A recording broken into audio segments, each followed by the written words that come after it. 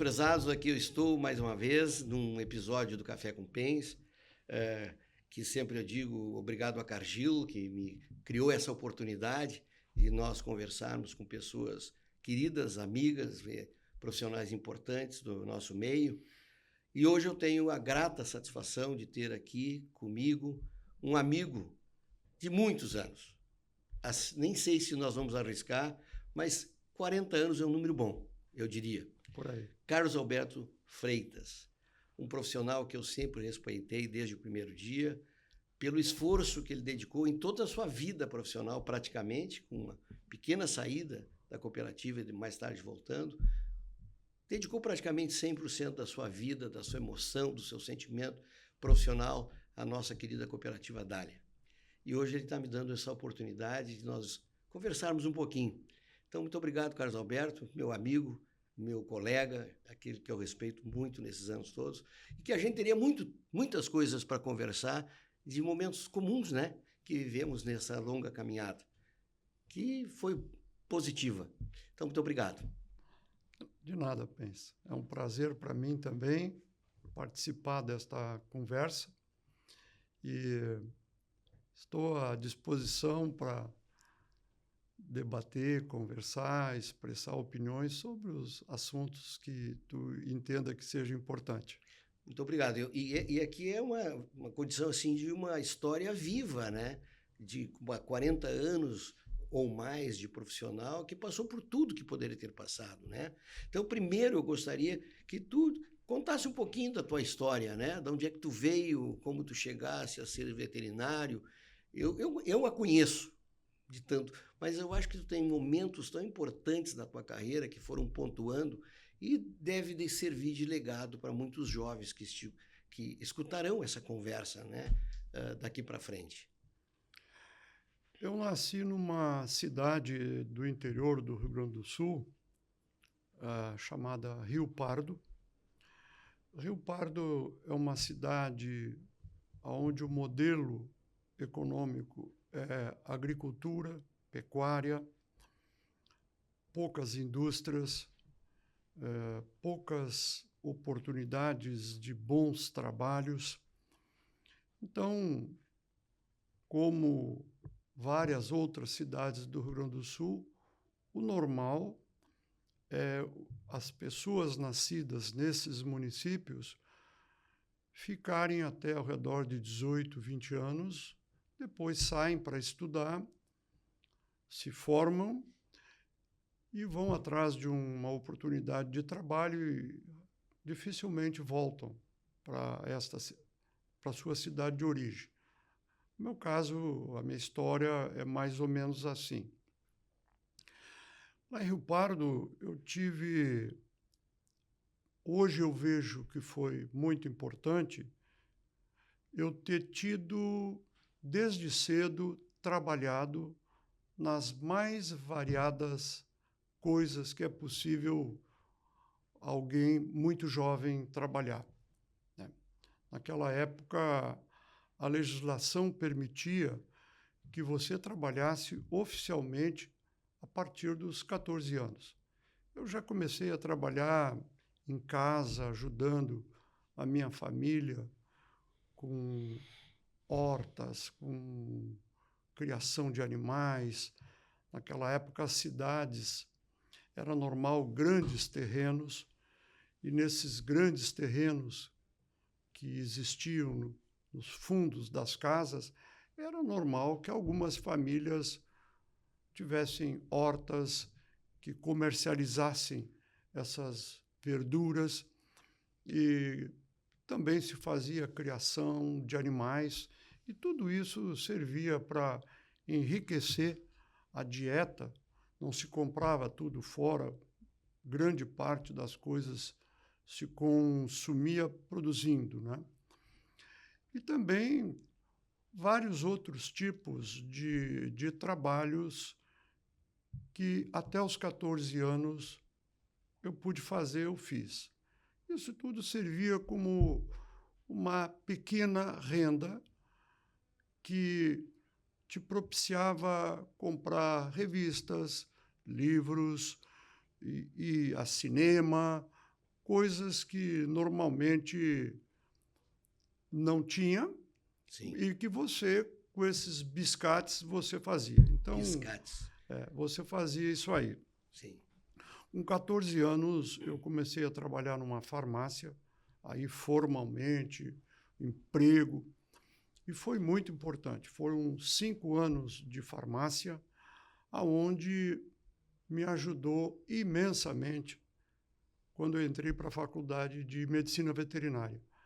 Eu acho que eu fui um estudante de veterinária que, quando eu entrei lá, tive menos coisas a aprender do que muitos outros estudantes que nunca tinham tido essa oportunidade. A gente, quando entra na medicina veterinária, eu já entrei com noções de terapêutica, de patologia, de tratamentos, enfim, toda aquela área médica me ajudou muito. Trabalhei em cooperativa, né? Conheci o sistema cooperativo trabalhando durante alguns anos numa cooperativa agrícola na minha cidade. Lá trabalhei com o setor pessoal, trabalhei com contabilidade. Depois fui cargo de confiança de um prefeito e conheci toda a gestão pública, toda essa parte política do setor público. E depois acabei fazendo curso de medicina veterinária. Quando me formo em medicina veterinária, eu começo a trabalhar. O meu primeiro emprego é na cooperativa, na época, Cosuel, hoje cooperativa Dália, fazendo clínica, cirurgia, atendimentos, que era aquilo que os veterinários normalmente faziam. Isso quando aconteceu? Só para ter uma idade assim, um tempo. Eu me formei em dezembro de 78. Certo. E comecei a trabalhar no Dália em janeiro de 79. Naquela Então, época... tu já foste para a universidade com alguma idade, porque eu entendi que você teve Sim. uma vida quase de 10 anos como profissional antes de Sim. fazer a faculdade. Sim, eu já fui um pouco tardio para a universidade. Uhum. E entro aqui no Dália e percebo, naqueles primeiros anos, que eu gostava mesmo, não era tanto da clínica, da cirurgia. O que eu realmente me identificava era com produção animal, né? Aquela parte de genética, nutrição, manejo. Eu queria fazer as granjas produzirem de forma eficiente, com produtividade, introduzir novas tecnologias. E o que eu realmente gostava era ver as coisas terem lucro pela eficiência do produzir. E acabei dirigindo a minha vida para a produção animal, né? Depois fui para a Agroeliane, fiquei gerente da produção de suínos, a parte de fomento agropecuário, durante alguns anos. Depois retorno para o Dália como diretor de produção animal. Essa função de diretor de produção animal foi por um período de 3, 4 anos. Depois, a gente muda o modelo aqui e eu passo a ser o CEO da empresa, que naquela época tinha o nome diretor superintendente. Depois mudamos o nome para diretor presidente executivo. Então, a vida inteira, penso, desde que me conheço por gente, eu sempre trabalhei, né? Parte das vezes, nos primeiros anos, quando ainda criança, a gente trabalhava assim, pequenos trabalhos, biscates. E depois dos 14, aí já com carteira de trabalho assinada, com compromissos, né? Mas hoje eu vejo que isso foi muito bom. Foi extremamente positivo, porque hoje, no trabalho que eu faço hoje aqui, toda aquela experiência que passou é útil nos dias de hoje, né? Sim, tu traz uma experiência de vida em diferentes segmentos que foram se juntando para a atividade que tu exerce há bastante tempo dentro da cooperativa, não é? Exatamente. E por sorte também, em todas as áreas que eu atuei, tem relação com o meu trabalho hoje. Sim, Eu poderia ter atuado em áreas lá no passado que não tivesse ligação com hoje. certo, E teria sido um tempo relativamente perdido, certo. não aproveitável. Mas não, tudo foi muito bom. Inclusive, por exemplo, a minha família. Por exemplo, o meu pai tinha determinadas características. A minha mãe tinha outras características. A minha mãe era uma mulher empreendedora, uma mulher que, se hoje ela fosse jovem e tivesse entrando no mercado de trabalho, ela seria uma pessoa que eu tenho certeza que ela ia ser na área de administração de empresas, ia botar um negócio por conta. E o meu pai era o tipo cooperativista, né? Era um homem preocupado com o coletivo, com a cooperação, sempre envolvido em obras e em coisas comunitárias. E a minha mãe, ela olhava para um determinado lugar e ela sabia que ali tinha potencial de se fazer dinheiro, de ganhar dinheiro. Então, eu acho que eu tive também essa sorte de pegar um pouco do meu Sim. pai, um pouco da minha mãe. E isso talvez me fez, alguns anos depois de eu ter retornado para o Dália, pela nova função que eu estava exercendo de CEO da companhia, aí eu fiz um pós-graduação em gestão empresarial, além do curso de veterinária. Então, hoje, juntando a medicina veterinária, toda essa parte de produção animal, com gestão empresarial, é exatamente isso que eu faço hoje no Dália. Que legal. E eu achei muito bonito tu trazer na tua reflexão as figuras do teu pai e da tua mãe, não é? Porque a gente, aí nós somos muito próximos, né? A gente defende tanto os princípios, os valores familiares, né? E a gente, na verdade, eu sempre digo, a gente é como se fosse um Lego, né? Várias pessoas trazem uma peça desse Lego que somos nós próprios, né? E trazer a lembrança do pai e da mãe, eu acho que é uma coisa muito bonita. É uma boa reflexão para a gente dizer como o passado incorpora na vida da gente, né?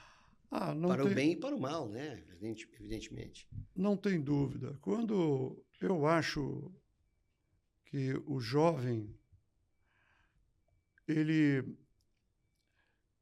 os relacionamentos, a história dele tem muito a dizer do que ele vai ser no futuro, né?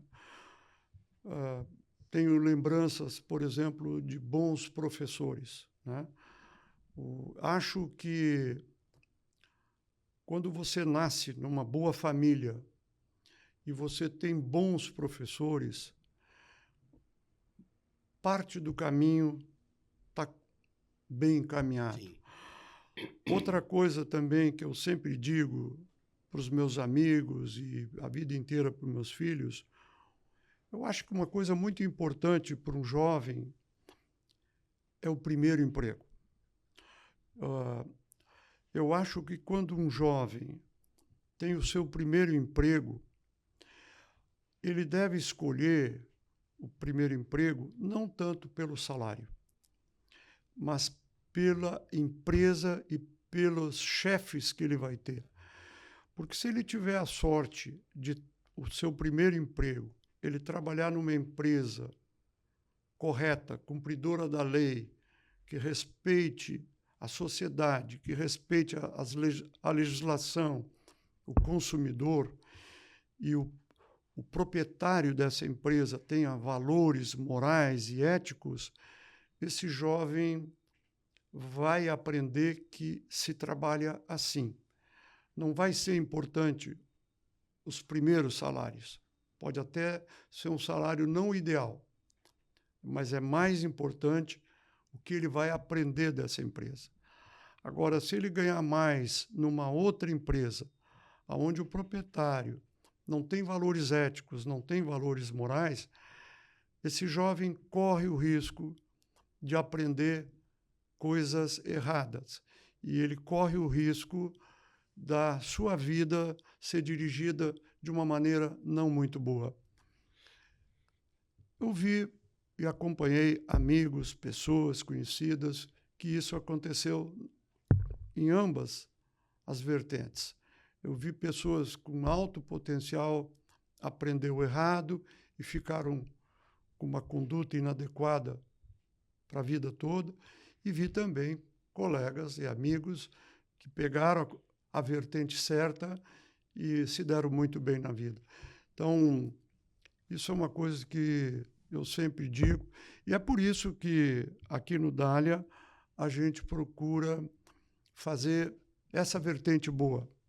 Quer dizer, uma das coisas que eu percebo hoje, e alguns dias atrás, numa entrevista num jornal aqui da cidade, que o jornal estava comemorando 30 anos, e eles queriam que eu falasse alguma coisa.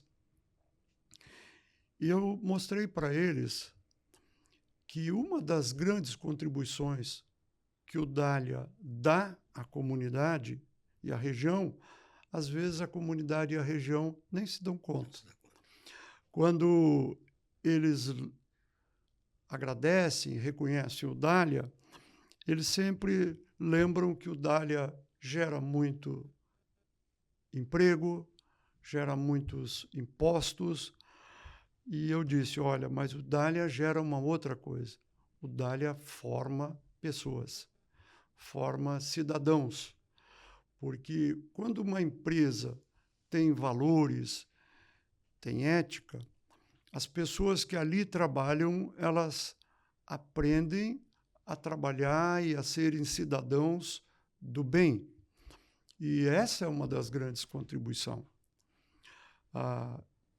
Eu me dei conta disso, Pence, numa viagem que fizemos aos Estados Unidos e tivemos visitando a Universidade de Stanford. E lá os professores, eles escreveram um livro muito importante que se chama Feitas para Durar. Isso em português, a tradução. Conta a história de várias empresas, eles fizeram uma análise dessas empresas e mostram que as empresas mais rentáveis, que as empresas mais duráveis são empresas que formam valores. Quer dizer, não buscam o lucro, mas buscam valores. Sim. Então, este livro, na época que eu li, eu me lembro que me caiu a ficha. Sim. Olha, uma empresa também tem esse compromisso com as pessoas que nela trabalham, com a sociedade, que é formar gente. Sim. Formar gente para o mercado e para o país. Muito obrigado. Eu acho que essa reflexão, ela quase que vai em direção à minha próxima pergunta, porque sempre a pergunta que me cabe é o que nós estamos fazendo aqui, nesse momento de vida, né? Aqueles que passaram e o futuro das nossas vidas, não é? E você viveu, então, a pergunta, primeiro tu já responde vários aspectos que eu gostaria de escutar. Como funciona essa cooperativa e que eu convivo externamente e ratifico todos os comentários feitos por ti, porque vivo de fora e acompanho, não é? E como é que foi a história dessa cooperativa? Quando é que ela começou? Ela já existia, certamente, né? Você fala o Dália, né? Eu conheci como Cosuel. E somente hoje entendi a razão do Dália, quando cheguei lá embaixo e tem uma placa explicando o Dalen, né? De vale, né? Porque para mim Dália, eu acho uma flor muito bonita, não é? E achei que deveria ter predominância dessa flor na região aqui na época e alguém se inspirou pelas flores. Mas parece que foi um pouco diferente. O que tu pode nos contar dessa história maravilhosa dessa cooperativa? Esta cooperativa, a história é muito longa, são 78 anos é uma história bonita, tem muitas fases, teve dificuldades, teve momentos bons, mas eu acho que o que é mais importante na história do Dália é uma cooperativa que teve um líder, que foi o seu João Batista Marqueses, que liderou a formação da cooperativa. E ele, como líder político da época, ele percebeu a realidade da época. Pequenos produtores, proprietários de pequenas propriedades, minifúndios, topografia acidentada, ele percebeu que, isoladamente, eles não teriam um bom futuro. E ele entendeu que o cooperativismo, o associativismo, seria talvez a única saída que aquele grupo de produtores teria. E ele liderou um processo, buscou seguidores que, junto com ele, fundaram a cooperativa Dália. E, por incrível que pareça, lá nos anos 90, quando nós procuramos fazer um resgate histórico para escrever a nossa missão da cooperativa, ficou muito claro, desde o início, havia, embora não escrita, mas havia claro na cabeça desse líder e de todos os produtores que aderiram, essa cooperativa existiu para resolver os problemas econômicos e sociais dos produtores. Então, ficou muito fácil para nós escrevermos a missão. Certo. Ela era clara. Uhum. Então, desde o momento que ela foi criada, o grande objetivo de todas as direções que aqui passaram foi fazer isso. Promover o crescimento econômico e social dos associados. Depois, com o tempo, outras coisas que as sociedades mais recentes começaram a valorizar e que nós tivemos que incluir nessa missão. Incluir os funcionários. Foi quando, num processo de muito tempo de discussão com o quadro social, fizemos o quadro social entender que nós não poderíamos apenas visar o desenvolvimento econômico e social dos associados. Teríamos que incluir também os funcionários e a própria sociedade, que uma empresa não existe só para gerar emprego e pagar impostos. Ela precisa ser útil para a comunidade onde ela está localizada. E isto foi muito tempo de discussão com estes associados e eles entenderam e hoje está na nossa missão. Interessante, pense, que isso é uma coisa que sempre, no dia a dia, na vivência da cooperativa, sempre foi feita. Só não estava escrita. Sim, não estava formalizado. Não estava formalizado, mas sempre existiu. E hoje está formalizado. Então, eu acho que a grande contribuição que essa cooperativa deixa é isso. E hoje, com a experiência que a gente tem, a gente, quando pensa, a gente admira a visão deste líder daquela época, porque nos dias de hoje a gente percebe como é difícil viabilizar economicamente e desenvolver socialmente pequenos produtores. Quer dizer, é muito fácil um empreendedor rural com uma área grande, ele se viabiliza com qualquer tipo de cultura. Às vezes, dependendo da área que ele tem, até com baixa produtividade, ele tem uma renda que propicia para ele uma vida digna. O volume absoluto é grande. Exato, o volume é grande. Então, é fácil você viabilizar economicamente uma propriedade maior. Certo. Agora, uma pequena propriedade de topografia acidentada, como vocês conhecem aqui na região, isso é difícil. Ali, no primeiro lugar, não é toda atividade agropecuária que se viabiliza. Certo.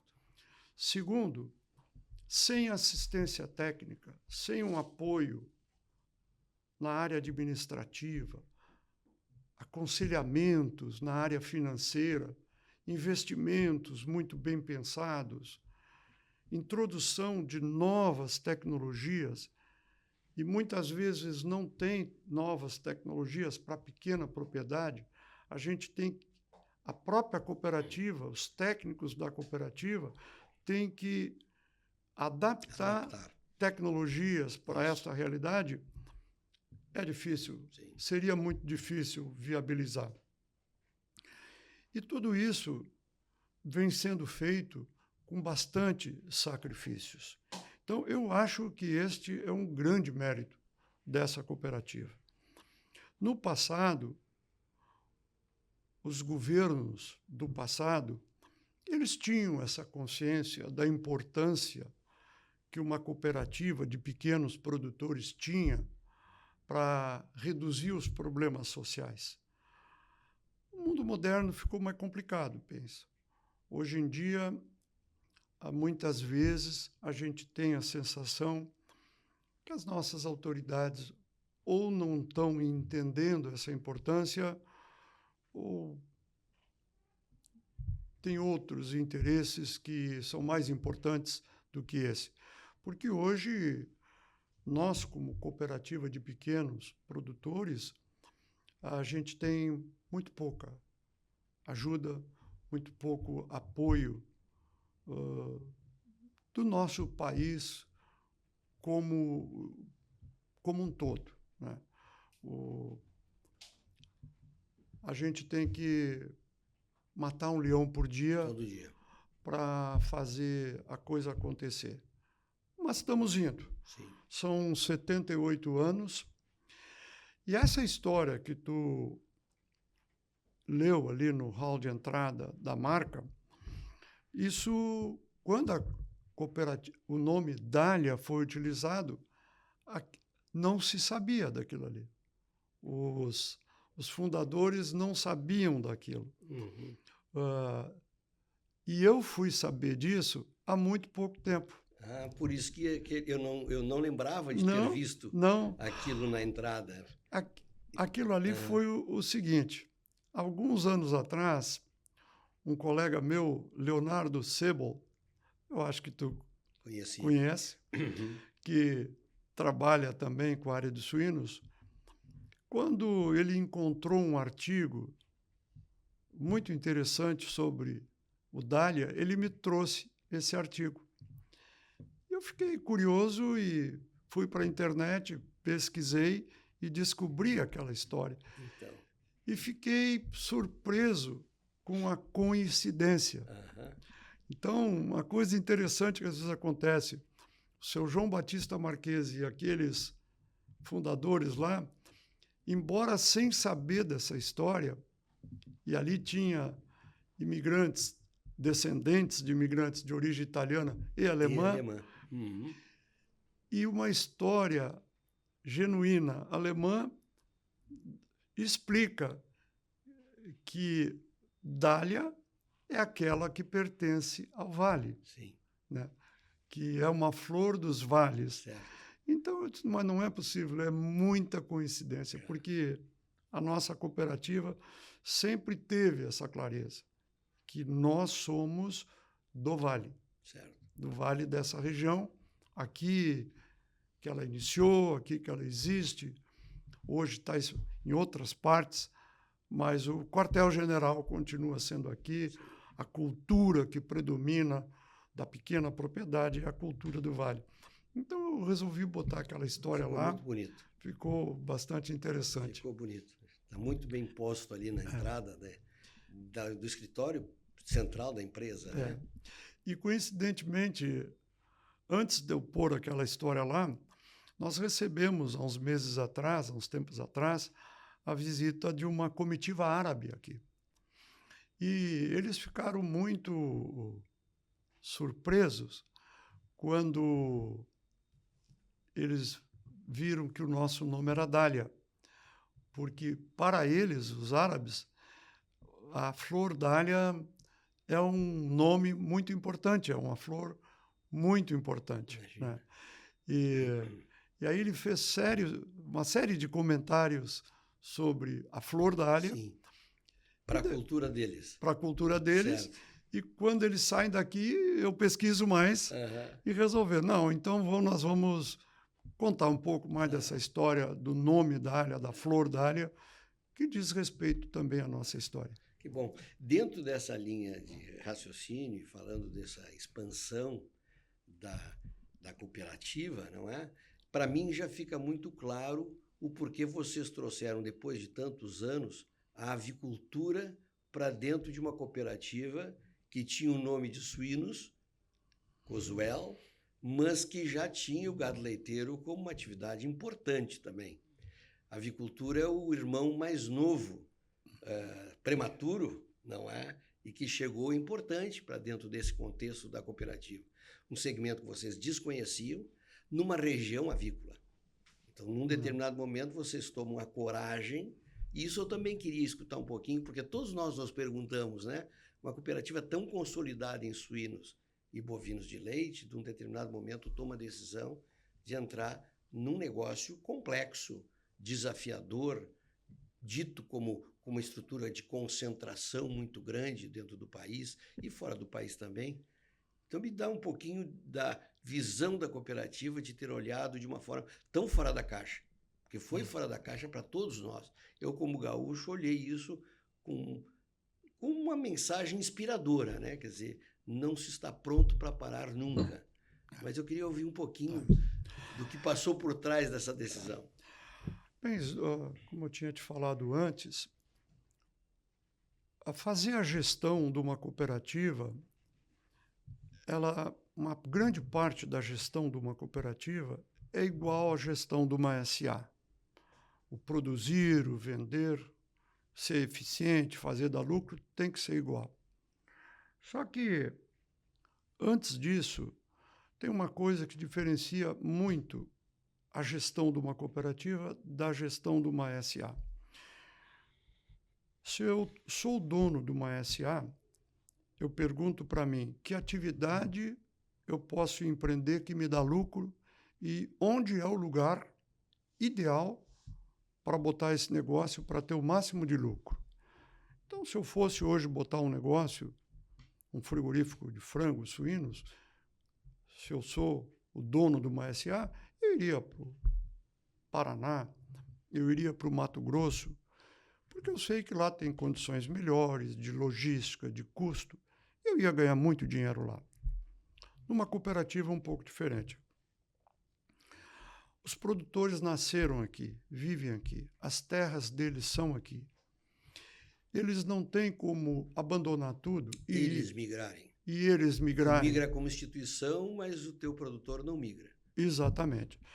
Então, nesse momento, eles formam uma cooperativa para que esta associação de várias famílias consiga ser mais forte do que eles isoladamente e contratar pessoas qualificadas que ajudem eles a se viabilizarem. Então, nós, contratados, técnicos com mais experiência, nós temos que saber que tipo de atividade se viabiliza no minifúndio, na pequena propriedade. Porque não é qualquer atividade. Arroz irrigado não tem como produzir aqui. Em 1990, quando eu chego aqui, eles produziam soja e milho.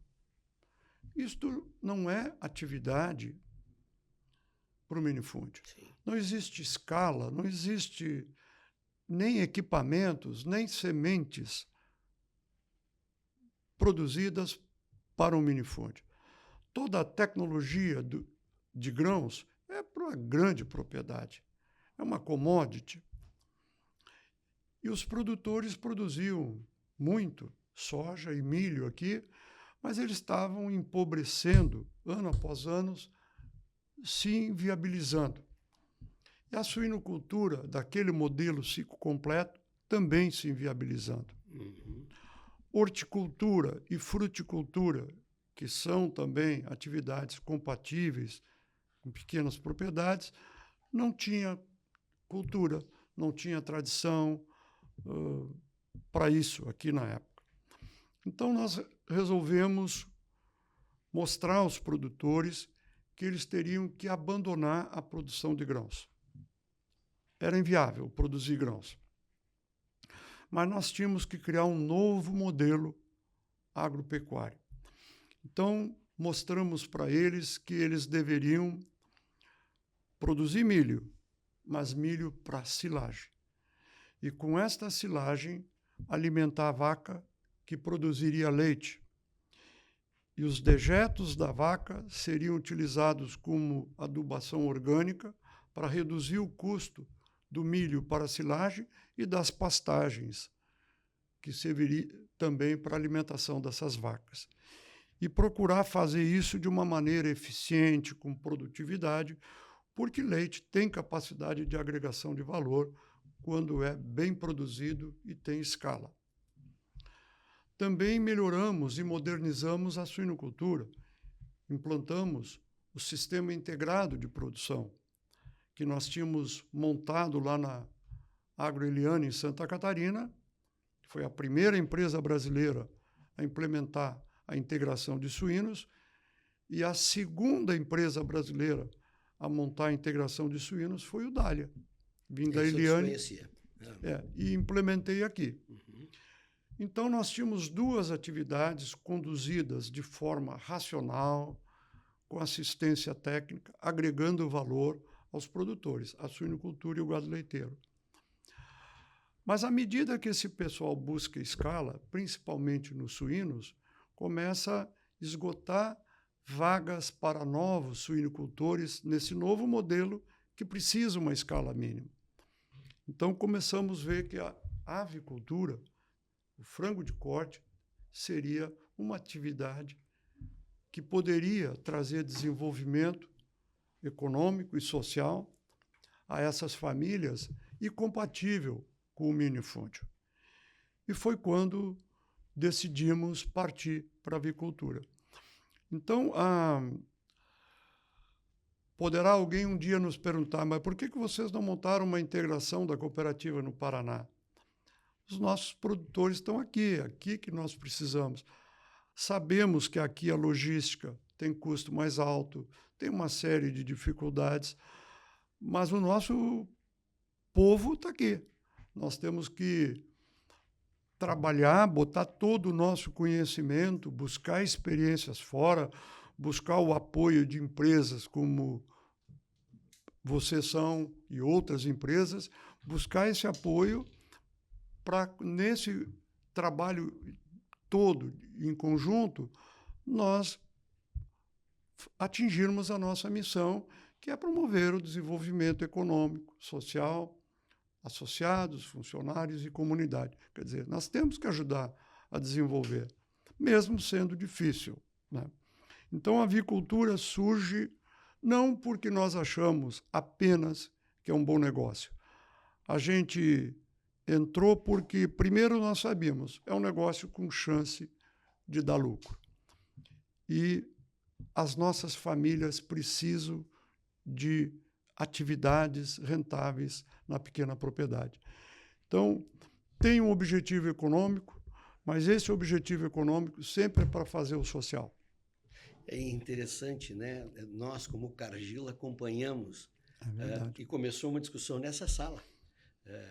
E uma das coisas que nos chamou a atenção, a quantidade de meses discutindo o assunto, de reunião com os produtores que vocês tiveram, para que nada fosse uma surpresa para os associados e para os funcionários da cooperativa, né? Isso não foi uma ideia extemporânea, né? Ela foi gestada com toda a responsabilidade que esse empreendimento merecia, né? E nós somos testemunhas, eu como profissional também, desde discussão de nutrição, quais os equipamentos seriam usados, quais os galpões que seriam construídos, quantas discussões que vocês fizeram para realmente deixar os produtores, que seriam os investidores, né? E depois, nós não vamos ter tempo, mas eu acho que eu volto um dia só para discutir condomínio com vocês, porque eu acho que esse é outro tema que merece uma discussão. Mas quantos funcionários e quantos associados tem a cooperativa? Hoje, funcionários, nós temos ao redor de 3.000 funcionários e associados está em 2.000 e poucas famílias associadas. A nossa cooperativa, ela procura praticar um cooperativismo como deve ser o cooperativismo. Quando a gente diz que nós somos uma cooperativa de produtores, significa que 100% das famílias associadas produzem alguma coisa que a cooperativa tem programa. Ou ele produz grãos, ou ele produz leite, ou suíno, ou frango. E, às vezes, mais de um. É muito comum, às vezes, no sistema cooperativo brasileiro, as cooperativas terem 5, 6, 8 mil associados. Em 1990, quando eu retorno aqui para o Dália, a cooperativa Cosuel, na época, tinha mais de 6.000 famílias associadas. Quando a gente faz uma radiografia daquelas famílias, a gente percebe, na época, que praticamente a metade não era produtor. E aí começa o desafio. Quando você quer conduzir uma cooperativa de forma política e conseguir favores de um governo, é muito importante dizer que tem 6.000 famílias associadas, porque isso impressiona os governantes. Politicamente é bonito dizer. É bonito dizer e dá um lobby da força política. Mas é muito difícil fazer a gestão de uma cooperativa onde você tem 6.000 associados e a metade não é produtor. Você vai para uma assembleia e você está discutindo aumento da produção, introdução de novas tecnologias. 50% da Assembleia está interessado naquele assunto porque ele vive daquilo, e o outro 50% não se interessa por isso. Ele está interessado em bolsa, auxílio, mortalidade, bolsa de os filhos estudarem. Então, é difícil fazer uma gestão técnica e competitiva, assim como as SAs são, numa cooperativa onde é assim. Então, na época, lá em 90, nós mudamos o estatuto da cooperativa. A nossa cooperativa será uma cooperativa de produtores. Todo associado que não participar de um programa de produção que a cooperativa tenha, não entregar produção durante um ano, ele é eliminado do quadro social, devolvido para ele o capital social, porque nós precisamos de produtores, né? E o nosso foco aqui é produção e desenvolver economicamente, socialmente, produtores. Então, é por isso que nós temos hoje 2.200 produtores, quase 2.200, e 3.000 funcionários, porque esta é uma tendência. À medida que os produtores buscam a escala mais viável, concentra a produção, cada vez mais nós teremos menos produtores, com maior volume de produção e mais empregados transformando esses produtos, essa matéria-prima, em produtos elaborados.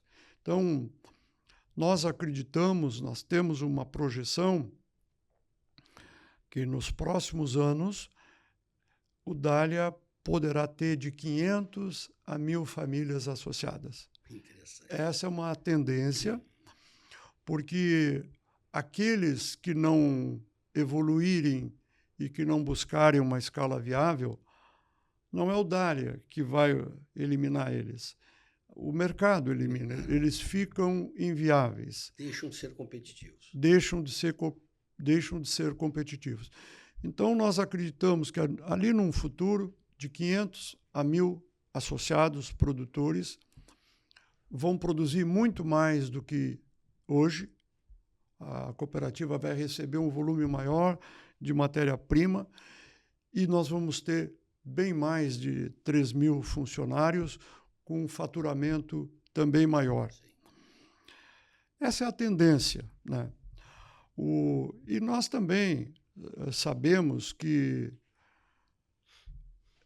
o Dália, a base dela é no Rio Grande do Sul. Então nós sabemos que é muito difícil o Dália ter o mesmo crescimento fora daqui que muitas cooperativas têm em regiões que estão melhor localizadas.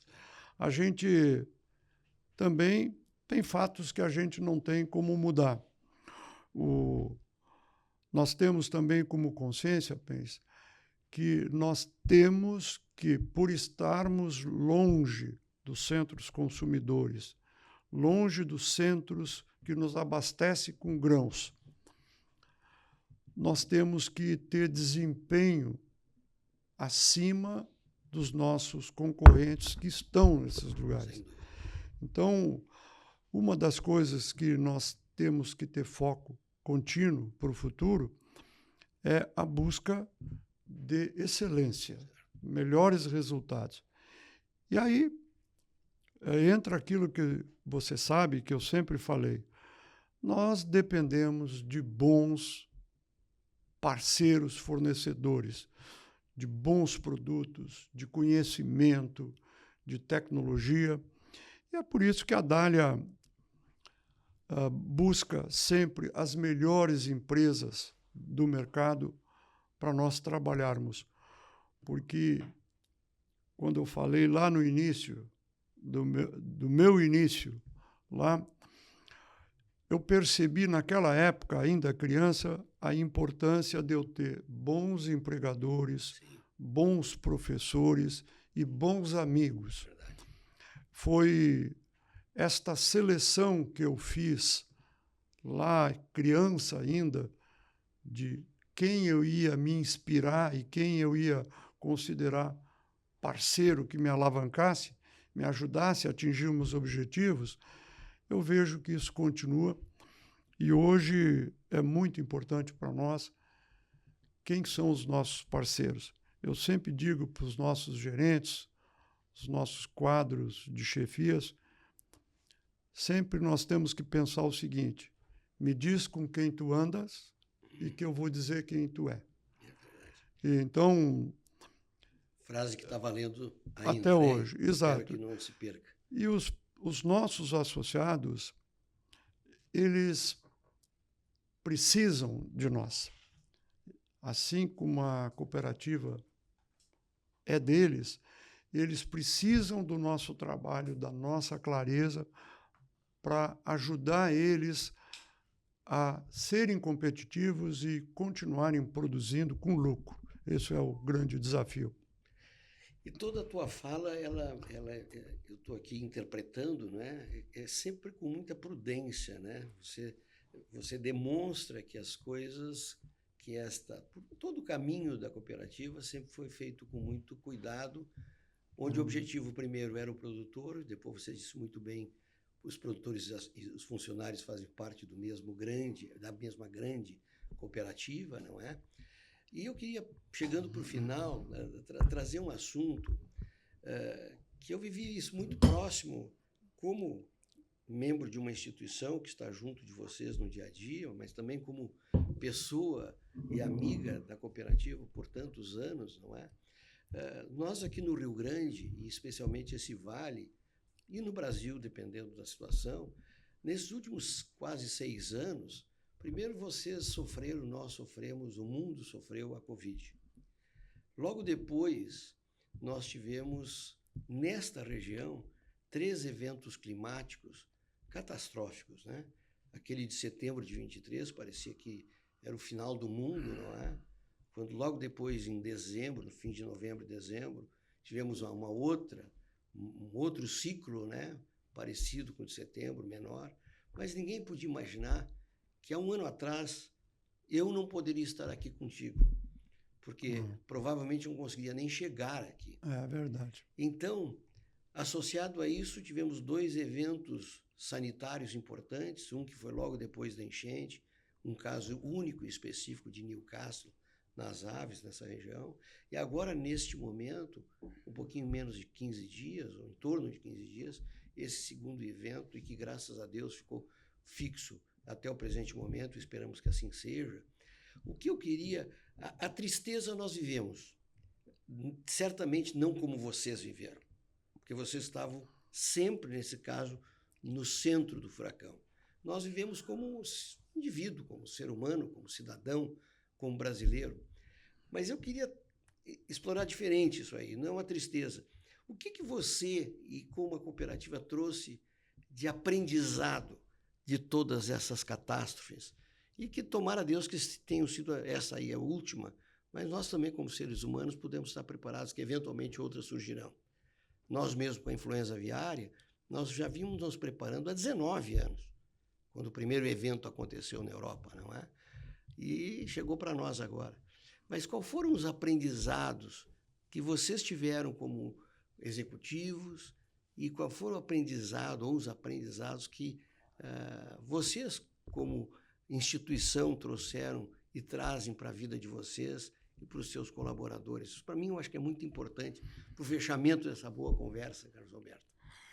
Bem, tem muitas coisas que às vezes parecem assim, filosóficas, e muitas pessoas desconsideram, mas que quando você pensa, racionaliza, você vê que tem fundamentação.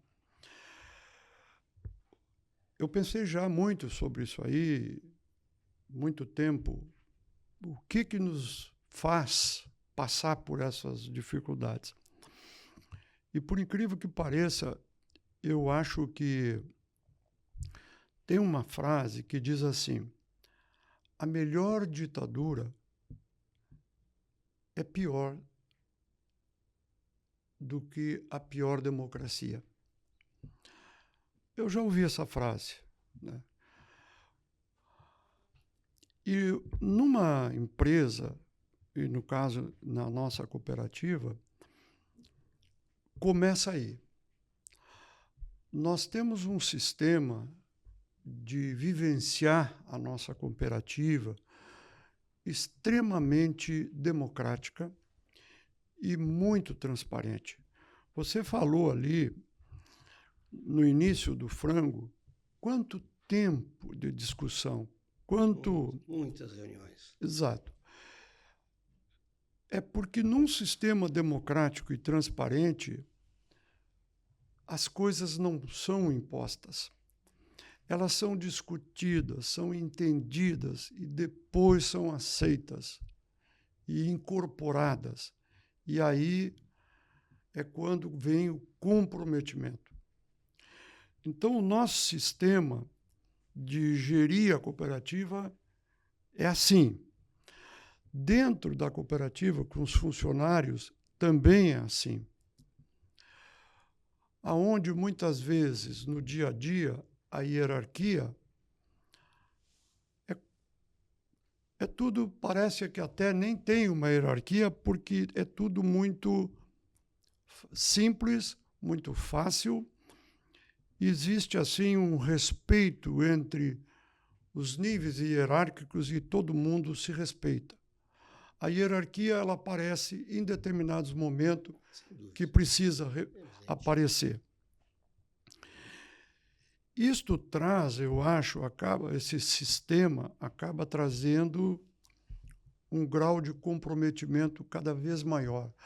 tanto o quadro social como os funcionários sabem que o coletivo, o nosso coletivo, vai fazer tudo que puder por ele, se ele também corresponder. E ele sabe que se ele não corresponder, o coletivo não vai abraçar ele. Certo. Tanto o associado como o funcionário. Quer dizer, ao mesmo tempo que esse coletivo, Dália, é extremamente companheiro, parceiro daqueles que têm o mérito, ele é duro e rígido com aqueles que não fazem parte dos mesmos valores, a ética do coletivo. Então, ao natural, pense, ao longo dos anos, aquelas pessoas que não se sentem bem neste coletivo, que tem esses valores e essa ética, essa maneira de ser, ou eles já foram convidados a sair, tanto associados como funcionário, ou eles espontaneamente saíram, porque entenderam que não era isso. Não faziam parte desse time. Não faziam parte desse time. Bem, então, naturalmente, eu acho que a gente foi selecionando um grupo que tem uma pegada muito forte, um comprometimento muito forte. Então, quando nós entramos nesse período de crises que se passou, a gente já tem algumas palavras, algumas expressões internas, porque já passamos tantas crises, que o pessoal já sabe. Uma brincadeira entre nós, contratados, quando vem um período difícil, às vezes eu brinco com os gerentes. Nós vamos entrar em regime de família italiana. Eles sabem o significado disso, porque ao longo de anos de convivência com a etnia alemã, etnia italiana, principalmente na etnia italiana, eu vi a capacidade que essas famílias têm de, com pouco dinheiro que entra, fazer muito. Eu acompanhei casais de jovens que saíram da colônia e vieram trabalhar na cidade, ganhando um salário pequeno, e dentro de poucos anos compraram o seu terreninho, construíram sua casa, educaram os seus filhos e venceram, né? E percebi que era por saber administrar bem os seus poucos recursos, né? Então, isso é o que nós fazemos aqui. Nessas crises que nós passamos, a Covid, a crise das proteínas animais, que foi 2 anos e meio, consequência da explosão dos custos, dos insumos, do capital na Covid, veio a crise das proteínas de origem animal. Depois as inundações e agora a influenza. Esta pegada da turma é forte. A turma, além do aspecto se qualificar, trabalhar, se dedicar, tem um comprometimento muito forte. Por exemplo, vou te dar apenas um exemplo. Teve muitos funcionários e associados que, durante o auge do período da inundação, eles vieram espontaneamente ajudar a limpar as indústrias. No auge da inundação, alguns deles estavam com suas casas inundadas. Que coisa. E nós perguntamos, mas tu está com a tua casa inundada? Tu está aqui querendo trabalhar, ajudar? E a resposta muitas vezes foi o seguinte: lá eu já perdi tudo. Lá minha família já está protegida num abrigo ou em outro lugar. Mas se eu perder o meu emprego, eu estou ferrado. Aí vai ser mais difícil. A maneira de eu reconstruir o que é meu é manter o meu trabalho. Então, eu estou aqui para trabalhar. Então, quando você vê isso, isso demonstra pessoas com muito comprometimento. Então, eu acho que é isso que nos ajuda a passar esses momentos de crise. Há uns anos atrás, nós tivemos uma historiadora que já faleceu, a Tânia Tonet. Ela e o filho são escritores, historiadores, escreveram vários livros sobre as grandes empresas da Serra Gaúcha. E nós contratamos eles para escrever um livro da história do Dália.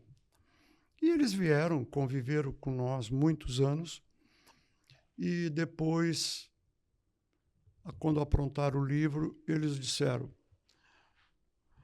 vocês nos deram liberdade para escrever o livro como nós queríamos. Isso é raro. Normalmente, quem nos contrata para escrever um livro quer dirigir um pouco a história. Vocês nos deixaram livres para contar a verdadeira história. E foi muito bom. Mas nós queríamos também escolher o título do livro. Nós queremos botar Destemidos. Por que Destemidos? Não tem nada que ver com o que nós imaginávamos com o título do livro. Ela disse: não. Ouvindo os associados, as direções que aqui passaram, a direção atual, os funcionários, a comunidade, vocês são destemidos. Somente um grupo de pessoas destemidas passaria por tudo que essa cooperativa já passou e continuar crescendo. Então, nós ficamos com o nome de Destemidos. Na verdade, a tua resposta até me surpreendeu positivamente, né? Porque, primeiro, não veio para trás com o sofrimento, porque todos nós já vivemos, até eu me coloquei dentro dessa visão. Esse exemplo que tu trouxeste desse produtor ou funcionário que veio se entregar, está muito de acordo com a frase italiana essa, e realmente é assim que a gente vê como os italianos, na verdade os alemães também, mas de uma outra maneira, né? São Exato. Etnias muito distintas nesse particular. Mas o mais importante, né, Carlos Alberto, é essa postura destemida. Eu acho que não teria palavra melhor para justificar, mesmo tendo sido escrito o livro antes de todas essas últimas ondas de dificuldade, né? E eu que convivo com essa cooperativa desde 90, quando tu voltavas lá de Santa Catarina e a gente começou a conviver mais intensamente, a gente traz essa imagem primeiro do componente associativista real. Quer dizer, isso a gente vê na veia da cooperativa, né? E não é dito pelo presidente executivo, é dito por todos os funcionários, né? Essa preocupação com os pequenos produtores também faz parte da cultura, né? Bom, eu poderia ficar aqui contigo, como muitas vezes, conversando. Quem sabe nós voltamos para pegar assuntos específicos, né? Tu tem uma característica de ser muito mais... Tu faz as contemplações de um jeito muito particular, não é? Quase que um filósofo, né? E isso é bom, porque muitas pessoas de diferentes gerações estarão eventualmente nos vendo e ouvindo. E é bom ver quem passou por tudo isso e passou com muita firmeza, muita competência, mas muito preocupado com valores éticos inegociáveis, não é? Como sempre a cooperativa também demonstrou. Carlos Alberto, muito obrigado pela oportunidade. Eu sei que tiramos o teu tempo num momento tão importante do teu dia a dia, não é? Imagino que os desafios estão se empilhando na tua mesa por tudo que a gente está vivendo, mas nós também, por sermos destemidos, nós vamos superar mais essa. Muito obrigado, meu amigo. Obrigado, Pence, por este convite de participar, fazer esse programa junto contigo. É sempre um prazer e eu acho que é muito importante. Antes do programa nós estávamos falando na importância de deixar registrado os fatos, porque lá no futuro algumas pessoas vão ler, vão ouvir, vão ver o que esses malucos do passado faziam e como eles pensavam. Então, nós aqui no DALI estamos sempre às ordens, né? O tempo, tem um ditado também que o tempo é questão de preferência. Tu dedica o teu tempo para aquilo que tu acha importante. Então, programas como esse e conversar com pessoas como tu sempre será uma das preferências. A gente vai dedicar esse tempo e não vai ser problema nenhum. Então, estamos disponíveis para qualquer momento repetir essa dose aí. Muito bem. Obrigado, meu amigo. Feito. Até uma próxima. Até uma próxima, Pence. Um abraço. Um abraço a todos. Muito obrigado pela atenção e nos encontraremos certamente num próximo episódio do Café com Pence. Um grande abraço.